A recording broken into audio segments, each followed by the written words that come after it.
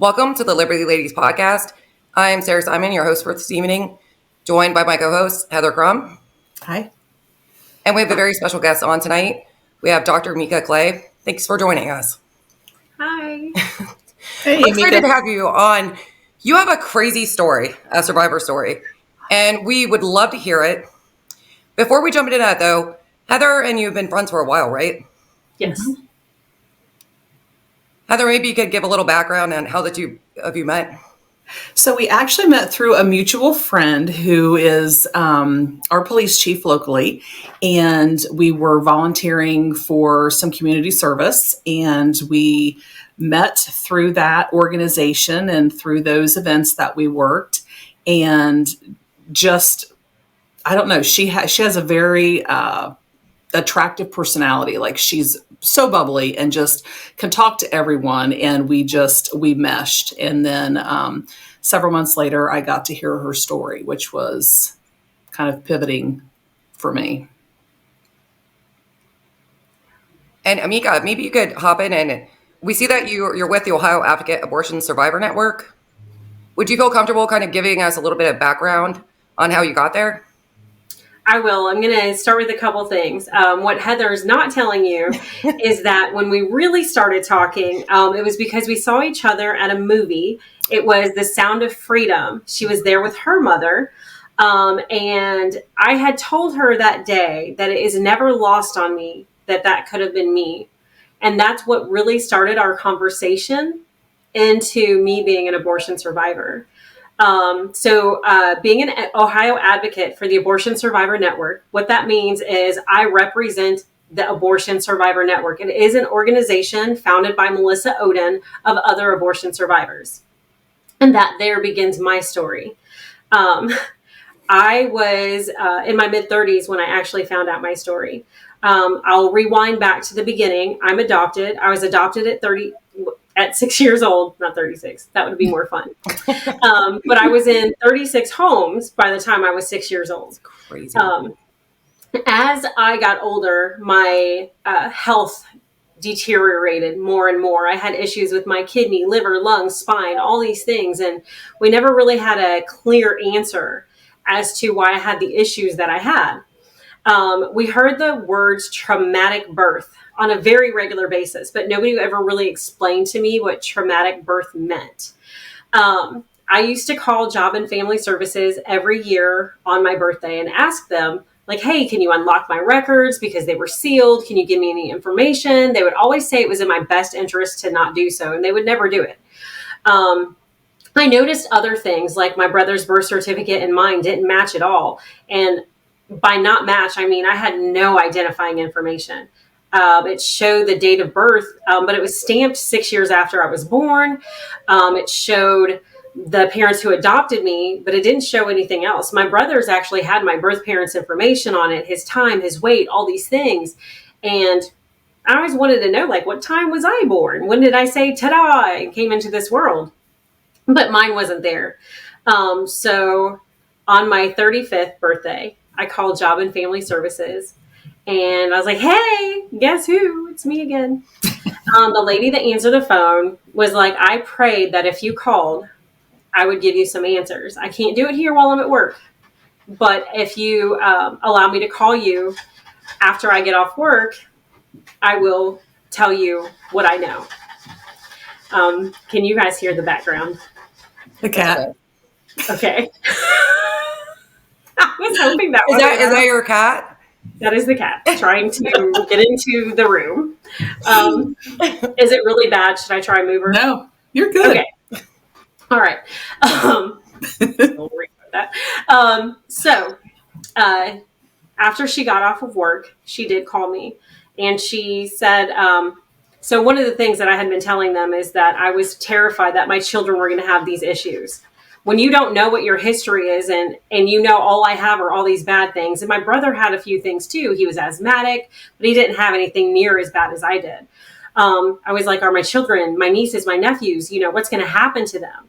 So the first thing that she told me was, you don't have to worry. Your children aren't going to have the issues that you have. And I know that because you were born in an abortion clinic. The reason you have your issues is because you were severely premature And you weren't supposed to be born when you were. And all your issues are really from that traumatic birth that I had heard all my life of being born in a abortion clinic.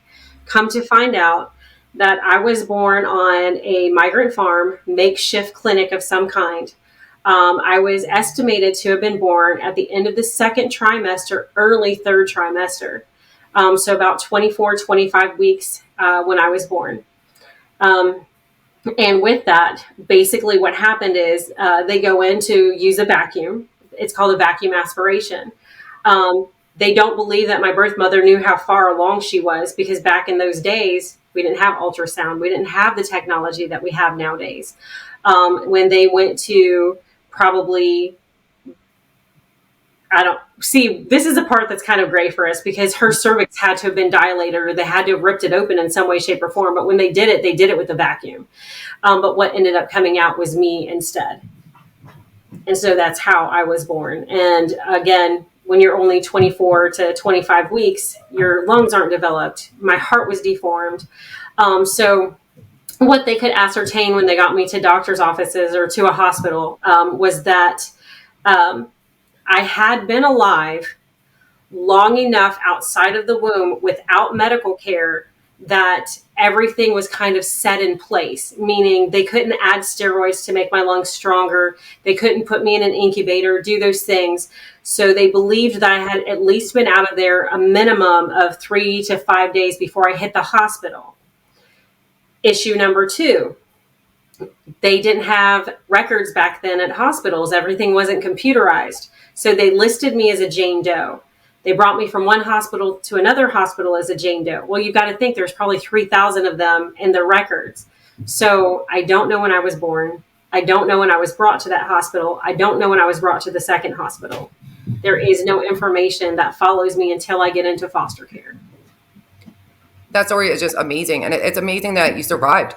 A baby's that small, undeveloped like that. And to go 3 days without even being taken to the hospital. I mean, it's truly is a miracle that you're here today speaking with us.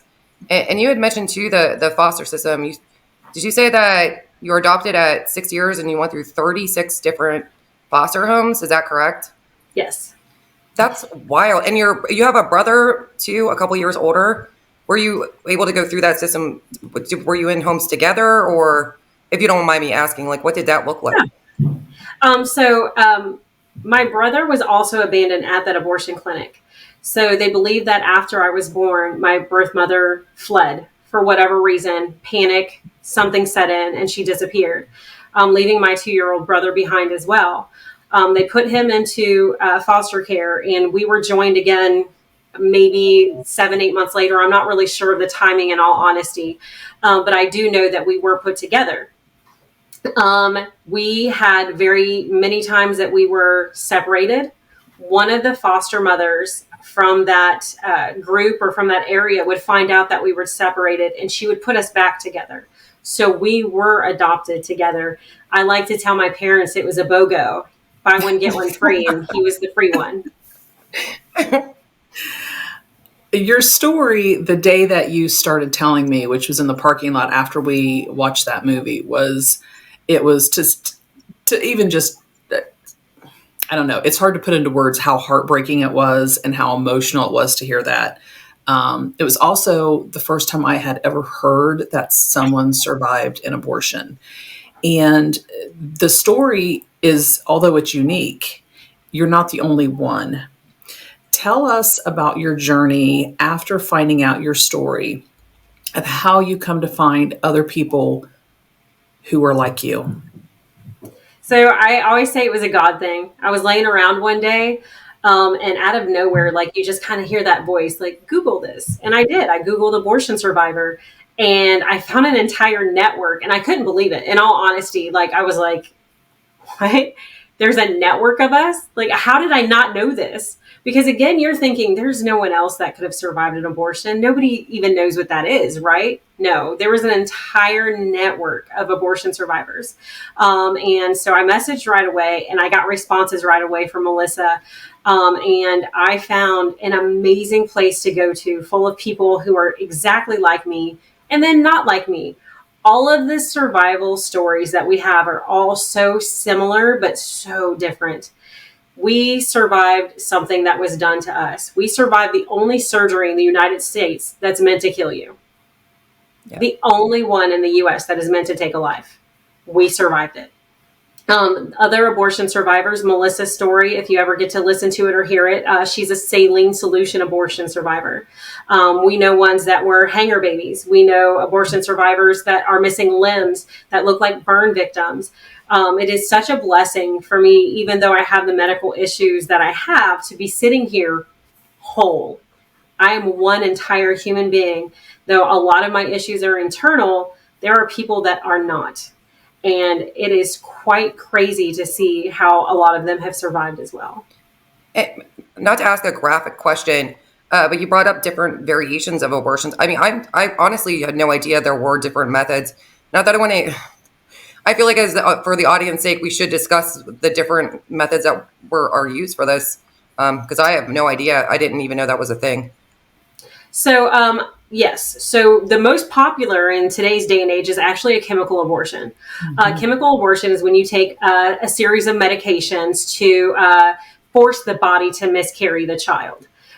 So that is one of the very popular ways to do it. There's also a chemical abortion reversal. So if you do start taking those first rounds and you change your mind, they can actually reverse it. So there's a couple things that can save you if you do decide to make that decision and then you change your mind. Again, there's a vacuum aspiration. So basically what happens is they take a tube. It's probably about this big. The baby's head actually has to fit inside that tube, and then they suck it out. Very graphic, I apologize, but that is exactly what they do. And then we have the saline solution abortion, where they stick saline solution into the amniotic sac and they allow the baby to die from basically scalding it to death. Those are older techniques that they used. And then, unfortunately, the last one that I have to say is a late term abortion. Mm-hmm. What that means is you've allowed the baby to go 9 months. You are fully at term. When the baby is exiting the vaginal canal, they take a tube, stick it into the baby's brain, and suck it out. Wow. That's just monstrous. Yeah, there's actually a step after that that a lot of people don't know, and it's called born alive. And what they're trying to fight with is that if a baby is born alive that wasn't wanted, as such as myself, what they want to do is set it aside and allow it to die without giving it any food, water, or medical care, so that the child dies. And that is a thing. You can look it up. It's in several states. I do believe Georgia might be one of them. There's quite a few that do allow the born alive method. So you and I have been at a few events last year together where we spoke out about the abortion bill here in Ohio. And unfortunately, due to news stations and the lies that they tell and the manipulation and the propaganda that they are based upon, get people to believe that unless they vote for that issue, women's rights for reproductive health is gone. And we know that that's absolute BS. Right.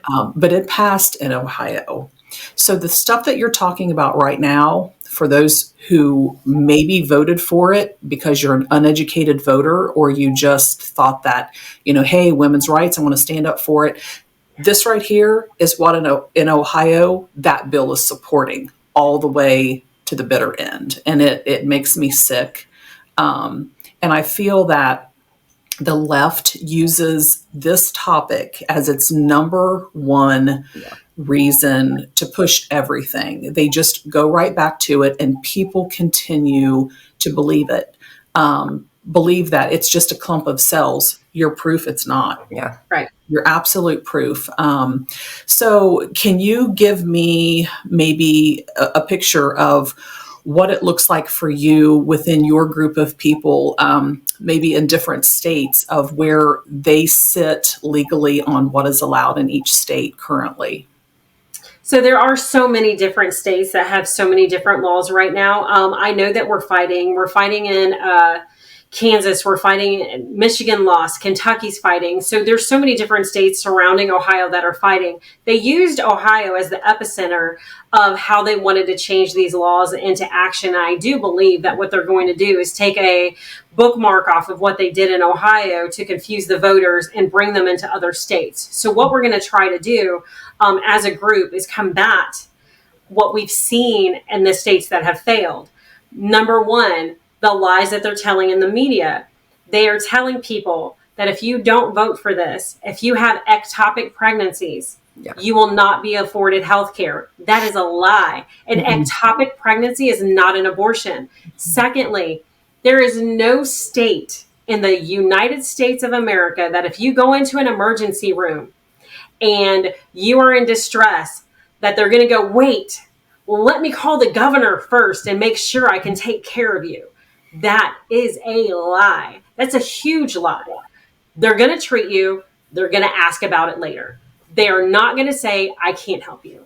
That's not a thing. But these are the lies that are being told across the board. 100%.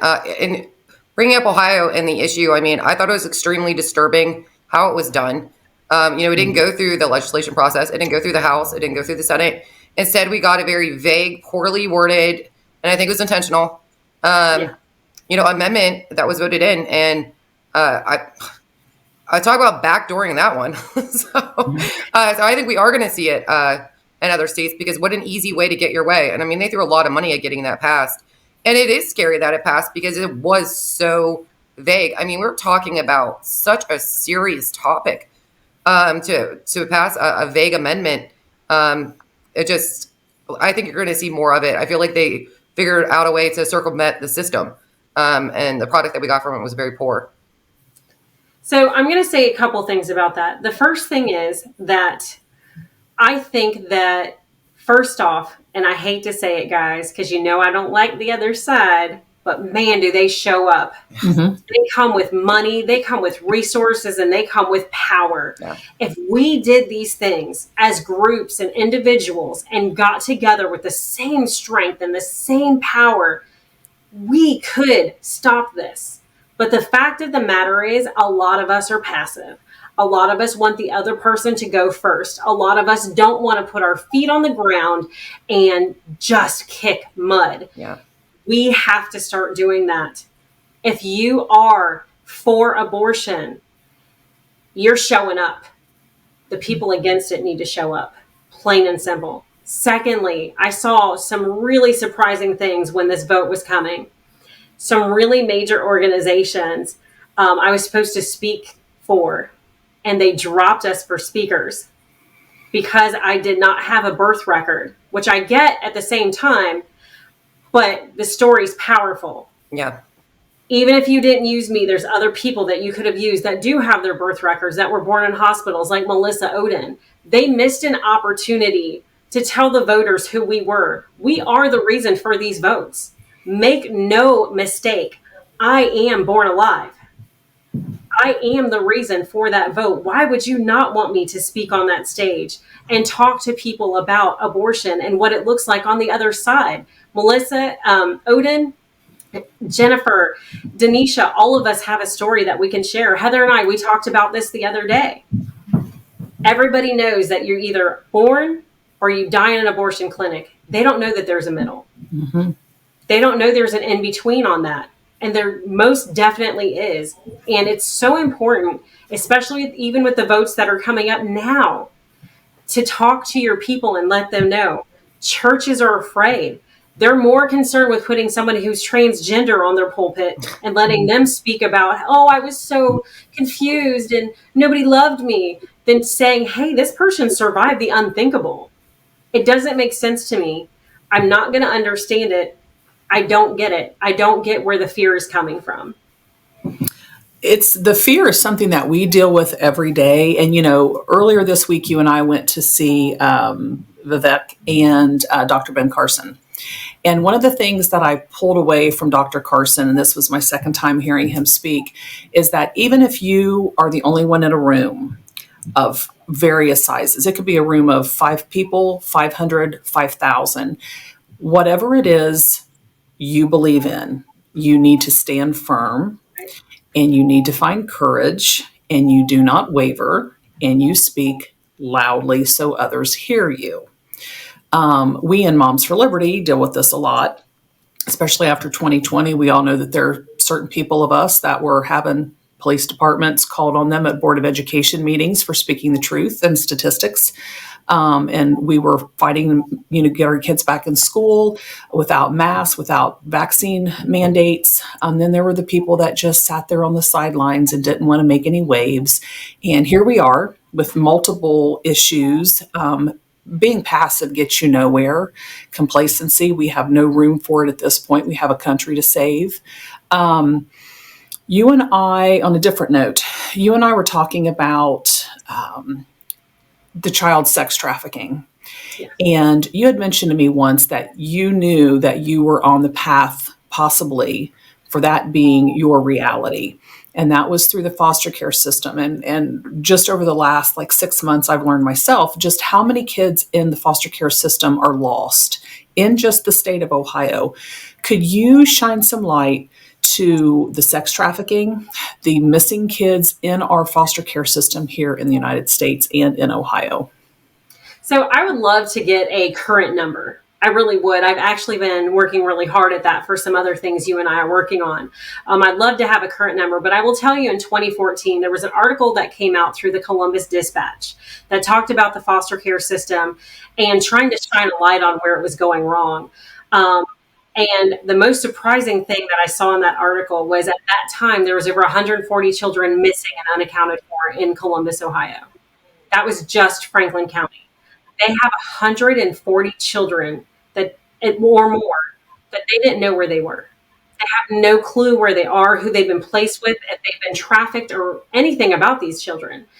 And of course, their excuse was, we don't have enough funding. Come on. How do you lose children because you don't have enough funding? That doesn't make any sense to me. Those two can't go together.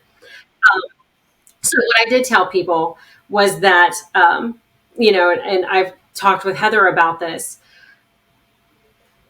Ohio, other states, there's a couple things. Number one, there's rehoming. I don't know if you guys have heard of this before. I know I shine that light on Heather a little bit. But in the foster care system, if you decide that you don't want a child anymore, if your child is autistic, whatever it is, and things aren't working out after you've adopted them, you can actually rehome them. There are forums where you can put that child up and just get rid of them. Myself, I was a child that had no date of birth, no name, and no one looking for me. And that is why I said it's not lost on me that I was next. It's not lost on me how easily I could have disappeared out of that system, went into trafficking, and never came back. I know nobody was looking for me. They didn't even know that I had lived through that abortion. There's other children that are going through this. They're being rehomed. They're being adopted. They're being placed into nothing. They're missing out there. And the United States is sitting by and allowing it to happen. Can you add to that how the rehoming in the adoption world works? Because you explained it to me, and it was one of those conversations we had that led to a sleepless night after another sleepless night. And I don't think people realize the hands that these children are going into. So basically what happens is in that process, you say, okay, this is little Jimmy. I adopted him. It's not working out. He doesn't mesh well with my children. So what I'm going to do is I'm going to get on this forum, and it is just a forum. And I'm going to say, here's little Jimmy. He's got blonde hair, blue eyes. He's 4 years old, and he's not getting along with my family. Who wants him? Anyone can respond. No background check. No anything. They can come get little Jimmy, and he's gone. That's insane. And the fact that children are missing and unaccounted for, and there seems to be no explanation or even urgency to find them that's just unacceptable. But so, is there paperwork, that gets done on this? That's unacceptable as well. But I think it's bizarre because adoption is so difficult. I know couples that want children and they spend so much money. It takes years. So I'm missing the disconnect where we're losing children. It seems like just easily giving them away when there are people that are loving people that are wanting children and to raise them. So that disconnect, I don't understand it. So I've said it before, and I'll say it again. If we stopped funding abortion clinics, if we stopped funding all these places that want to have transgender reassignment and all these other things, we took all that money and we dumped it into the foster care system, what a different world would we live in? Seriously. Take all that billions and millions of dollars that you're dumping into the things that are completely unnecessary, that you're calling medical necessities, and save the lives of the children that we have here. These children are missing. Obviously, if there's no paperwork involved, that means they're not planning on bringing them back somewhere, are they? If you're not getting some type of custody to put them in school, what else could you be possibly doing with them? Let's think about that. Mm-hmm. So that leads me to my next question, and it's a little unrelated, but it is related in a sense. It's a two-part question. Let's move to the border. Let's move to the southern border. We've had this discussion. Sarah and I have talked about it, and it is a hot topic right now because our sovereignty is just shot in this nation right now.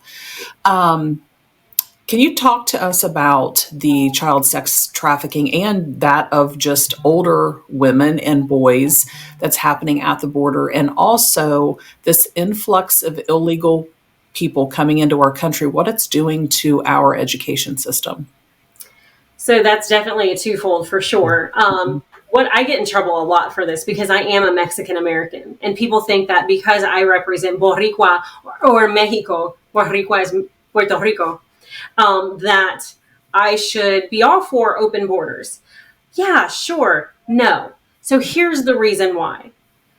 If you have open borders, who do you think is coming into the United States? You think it's just people from Mexico? We were already here. Let's face it, Mexicans know how to get into this country. They've known for a long time how to get here, or we wouldn't have a Mexican restaurant in every corner in Clark County. We knew how to get here. It's not the Mexicans that are the problem. MS-13 is coming through. Al Qaeda is coming through. ISIS is coming through. Other gangs are coming through. Drugs, trafficking is at its highest because they're all coming through these open borders. That is where the biggest issue is. It is not about whether or not we're allowing affordability of housing and these poor Mexican people that are destitute or somebody who's trying to seek asylum. No, what we're letting into this country is what's really going to be individually what drives this country to tear apart. Now you talk about what's going on with the educational system. In our school systems, the way that it's going is if you have a child who's in kindergarten, who has come in from another country, who doesn't speak English, who doesn't know math, who doesn't have any affordability of knowing how to read or any of those type of things, you take that child, put them into second, third grade, because they're at a kindergarten level is what I should have said. Now your second and third graders are at a kindergarten level because what the teachers are doing is they're dropping them back because they don't want the child to feel bad about where they're at. So now those children aren't getting the education that they need because what they want to do is make sure that it's equal for everybody in that classroom instead of giving them different classrooms or even different schools because they don't want them to have to stand out. We also discussed what's even happening in the colleges. So let's leave the elementary level to where it is. I know students that are in college right now who are going for major degrees. We'll just say, I don't know, networking and engineering at a really great, prestigious college.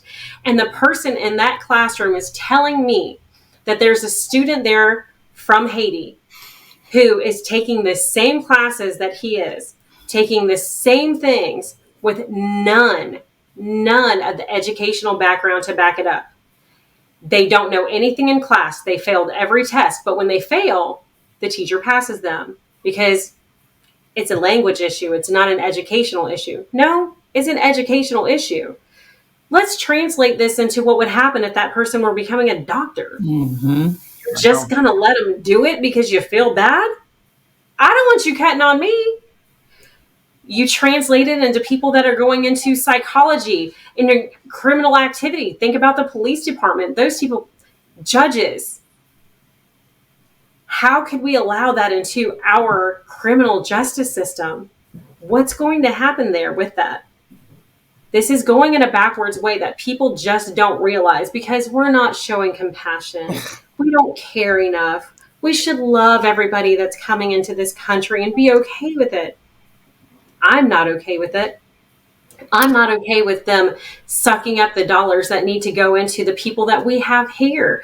We discussed the homeless community. We've discussed all the other people that this money should be going to. We've got veterans living on the streets, but we're giving this money to people who came across from other countries for no reason. They're probably doing better off than most of the people that I even know. I feel like that was a lot to unpack. It's a lot. Going down to the border, you know, the compassion piece, because I think that's the argument you hear from the left, you know, compassion. Let's take a look at what that looks like. I mean, we're talking about children and women being raped multiple times on the way up through the border. That's not compassion. Then they get here and they're trafficked more. I've seen stories where they have to earn their way for being moved here, for being brought up through the border. So this happens on the way up and is still happening in our country. This is happening to children and women. That's disgusting that that's happening. There's no compassion there on that aspect of it. I don't think we touched on this, but the drugs, you know, the fentanyl crisis, that's coming up too. And let alone all of, as you pointed out, potential terrorists that are and criminals that are coming up. So there's no compassion involved in that. It's very dangerous for the people coming up here, and in addition to us living in this country. And then you hit on the homeless aspect as well. And that just breaks my heart, especially the veterans. You keep seeing all this money thrown at immigrants being put up in hotels, given monthly checks. And then we have our veterans that are, you know, living under bridges, with no assistance given to them.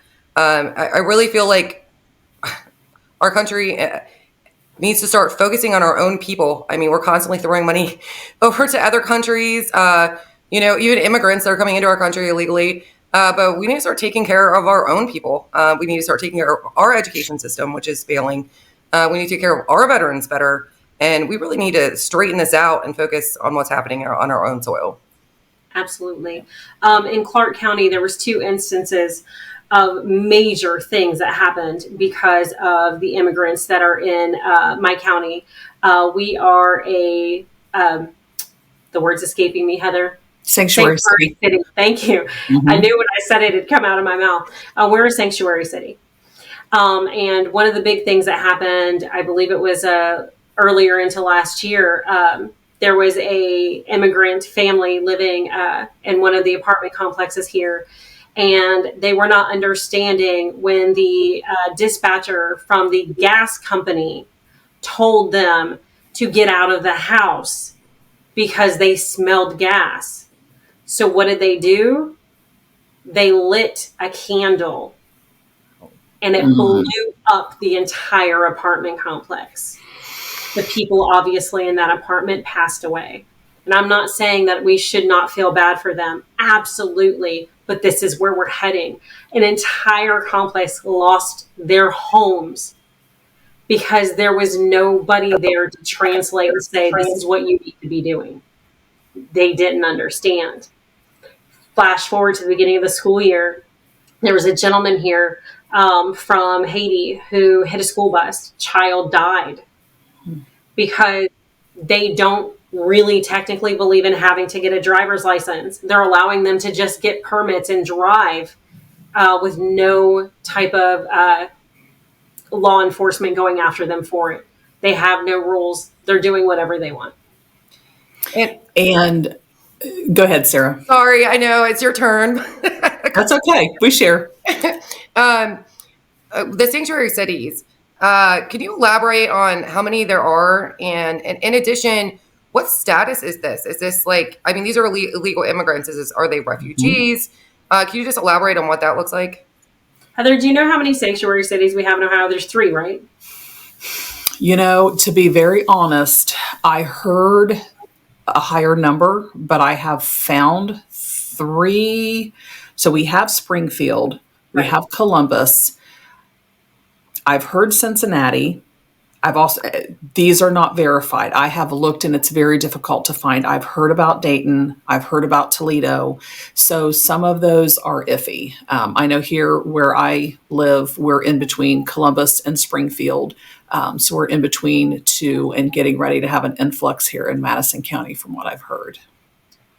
So I have to tell you, the other day I was at the grocery store, and Heather and I had been speaking about, what am I seeing in the grocery stores? And I told her, I've been fine. I've had no issues until the other day. Mm-hmm. I was in the grocery store and I had just went around the corner. I was probably looking for junk food, knowing me.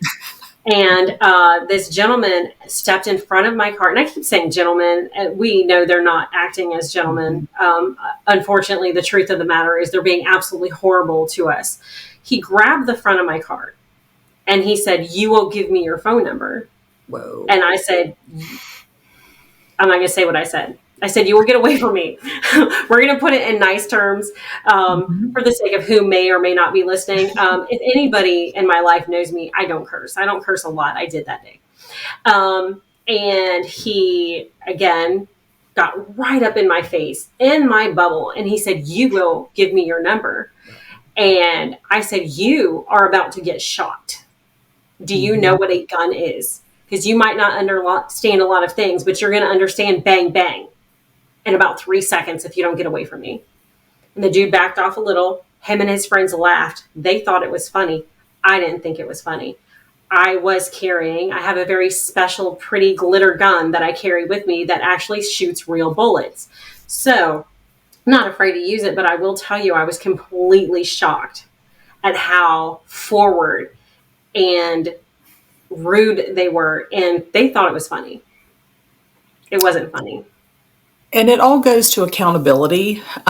We know just from conversing and hearing other stories. Madison County connects to Clark County, and I'm in Clark County probably more than I'm in Madison.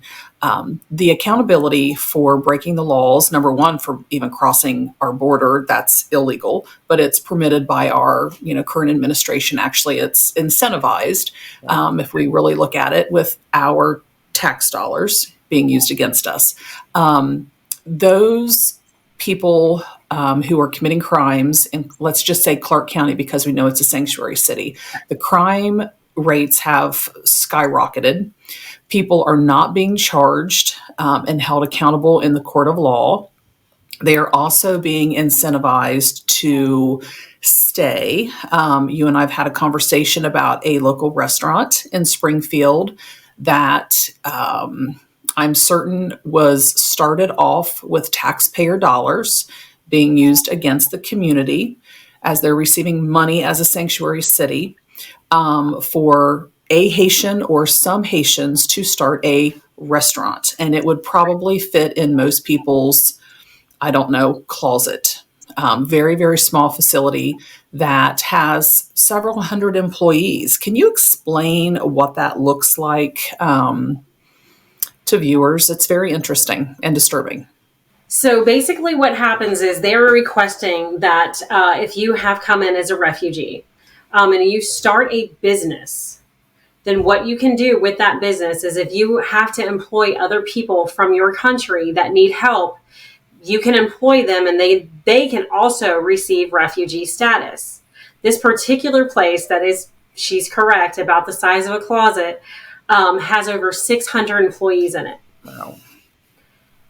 Clearly impossible. You can't even fit 100 people in this building, let alone 600. But that is the status that they're using as business owners to get other people into this country and give them refugee status. There is no accountability. There's nobody looking into it. They're just allowing it. And it's insane because you're looking at this building. I pass by it a couple times a month and I'm going, how? How is this even a thing? But that is one of the rules that they have for the refugee status is if you own a business, then you can bring your family, friends, whomever you want to into that sanctuary city, and they will consider them employed and refugees. And word travels very fast among those people. Oh, yeah.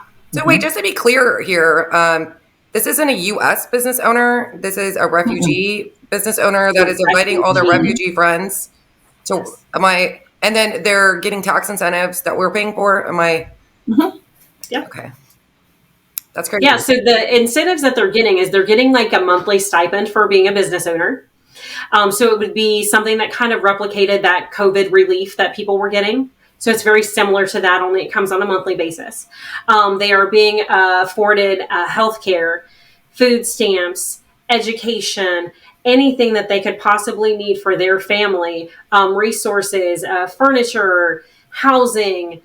They can apply for it all as a refugee with refugee status. So in the sanctuary cities, um, the most common is going to be a restaurant, is what they're using to get everybody in. So like, So here's that. Go ahead. Sorry. sorry, Heather, it's my turn. Um, wait your turn. Um, no, the refugee status. It sounds like are all illegals for the most part using that status. I mean, I thought that was more of like you're escaping your there's issues in your country and you were coming here as a sanctuary. But this it sounds like anybody is getting that status. Is that correct? It is exactly correct. Back in the day, refugee status meant that you came from Colombia, drug lords were looking for you, your family was in danger, you were in danger, and if you go back to that country, you'll be shot and killed instantly. They don't want to send them back to the country because they don't want them killed, right? That's what refugee status is supposed to be. But now everybody's claiming refugee status. Everybody is afraid to go back to their country because something terrible is going to happen to them. I'm sure that's the case of a very small amount of people. I'd say probably 1% of those refugees that are coming through could be coming through for those reasons. But the fact of the matter is, not all of them are. A lot of people were coming here. Mexicans will be honest with you. I just wanted a better life. I'm taking this money and I'm sending it back to my hometown where my family can survive and do well. I don't know if a lot of people know this, but it's shocking for me when I learned it growing up. In Mexico, most of them pay to get a high school education, or here we pay to get a college education. So the highest level of education in a lot of places in Mexico is 7th and 8th grade. Wow. So that's why it's so important for them to be able to pay to get to their kids into better schools. So coming here will do that. But that's not a refugee thing. That's just wanting a better life thing. That's what Dr. Carson talked about, which we all understand what the American dream is. And the American dream is you come here with an idea. I won't say ideology, but an idea that if you assimilate, let's start with that, which is what you used to have to do to become legal in this country. You assimilate, you work hard, you follow the laws, you can achieve the American dream. Fast forward to today's administration, where you can, pummel the officers that are at the border to come across illegally. You can get a paycheck for doing nothing, taxpayer dollars. You can be given a restaurant, and I don't know. It might be a stretch here to imagine that. I know I don't have 600 friends. I can't say that I would want 600 friends. Can you? I mean.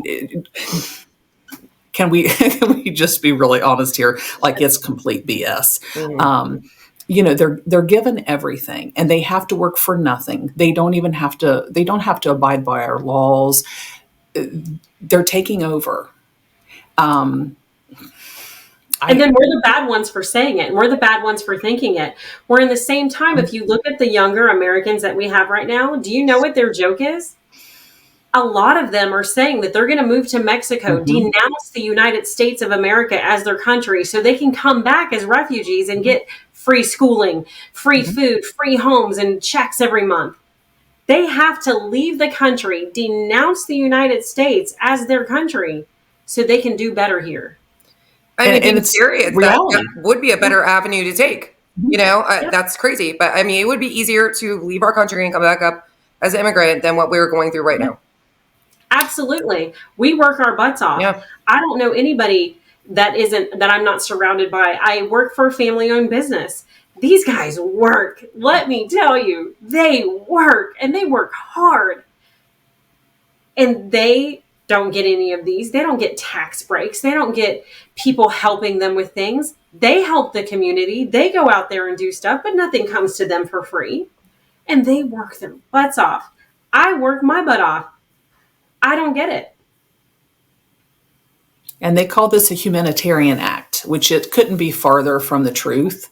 We're seeing that. I mean, look at some of these cities like New York City and such. These people are put up in hotels that have now shut down for guests. They've taken over. Now they are claiming what they want. Actually, not claiming. They're demanding that they want more, and they're getting it. They're destroying these cities, but it's, us that talk negatively about the truth that are the problem. It's so disheartening to see where our country is headed. And if you talk to anybody that's on the left, well, you have this conversation with them, and I'm telling you, the phone just rang, the dog needs to go to the bathroom, the kid needs to change the diaper. They will not entertain this conversation at all. It's amazing. Yeah. And it's funny because a lot of people would say that me being an advocate for the abortion survivors has nothing to do with any of these other things. But in reality, these all do tie together. Mm-hmm. I could have been trafficked. I could have been sent back to another country. There's so many different things that could have happened. I could have been homeless. Thank God that I wasn't. Thank God I was adopted by the family who adopted me. I tell people I'd go through all 36 of those homes again if it led me to my mom and dad that I have today. I would do it again and again and again. But it is a humanitarian issue. But for the humans that are here in the United States, we don't have what we need to take care of these foster care children. We don't have what we need to take care of these homeless people. The homeless are made up of two major groups. Do you know what two groups those are? Veterans and drug users. Not close. The second one might surprise you, even though I think you know the answer. They're veterans and foster children. Wow. There are more foster children now in homeless shelters or living on the streets that there ever have been in the United States. They have released information showing that there are more young people that are homeless now than there ever has been. Wow. They are literally neck and neck with veterans at this point in time as far as how many of them are. Drug users are out there. We all know it. But some of them are veterans and children that didn't have anywhere else to go. Yet the money is being handed over to people who are in our country illegally breaking the law, but yet again are incentivized with our taxpayer dollars by our administration. So choke that down and digest it. Doesn't go down well. And these are two really vulnerable classes of people. We have the veterans who served for us that we should be taking care of. A lot of veterans suffer from PTSD. Mental health issues is why they end up on the streets. And we should be taking care of that. We should be helping them. And then the foster care, that's us. We pay for that. That's our system. That's a government system. So these are both, in my mind, problems that we created and that we should be taking care of. And then not only did we create the problem, we decided that when we created the problem and we didn't help these children, that the next best thing to do is say, hey, good luck. Figure it out. Here's the road. No, these kids should be in transitional homes. They should learn how to balance a checkbook. They should know that they have other options out there. They should have somebody guiding them and leading the way. And all they have is good luck. You said something interesting to me a couple of weeks ago, and it was about children in the foster care system that were, just recently placed, that were, spending a night or multiple nights in offices because that's what they had for them. Foster care system, I'm not sure what they pay for a family to bring a child in, but there is tax dollars associated with that. Can you explain what's happening to these kids? So basically what's happening is if you have an emergency placement, so God forbid, they go into a woman's home, they find out maybe she was doing drugs, she got arrested, all your worst case scenarios has happened at this point in time. Instead of taking that child to a foster home or somebody who's on the list to bring in a child, they're bringing them to social services or the police department, and they're sleeping in chairs. This is a real thing that's happening here in Ohio. This isn't something that's made up. They listed that some of these children have spent over 200 days sleeping in offices. So little Jimmy spent over 200 days not even sleeping in a bed. He's sleeping in a chair somewhere.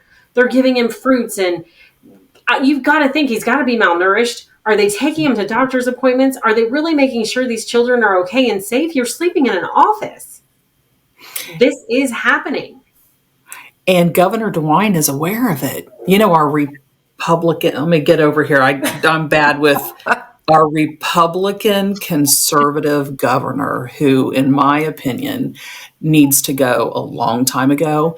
He even commented on this, that basically the solution to this is that we just need more people who are trained. The fact of the matter is, you can train the people all you want to, but if there's still nothing justifiable that you're doing to make sure that this doesn't happen, all the training in the world's not going to do you any good. Those children are missing, not because of training, but because people are just getting paychecks and going home, and there's no care or forethought to what's actually happening to these kids. I've said it, and I'll keep saying it. Bring them here. They can sleep on my couch. If we're going to sleep on couches, I've got a couple of them. I've got 2 bedrooms up in here. But you know what it would take for me to become a foster parent? There's a lot of red tape. And do you know I don't qualify? Why? My home does not qualify because I have medical issues. But they have kids. They have kids in offices sleeping on chairs. Mm-hmm. My medical issues bar me from being a foster parent, because something can happen to that child in my care if I were to have a heart attack or if I were to be sick. But it's okay to sleep in a chair. It's okay to not feed them or take them to a doctor's office. But God forbid you give them to the loving, wonderful woman who has a tiny little cat and nowhere else, no one else to call their own. But I've got 3 bedrooms. I've got a downstairs.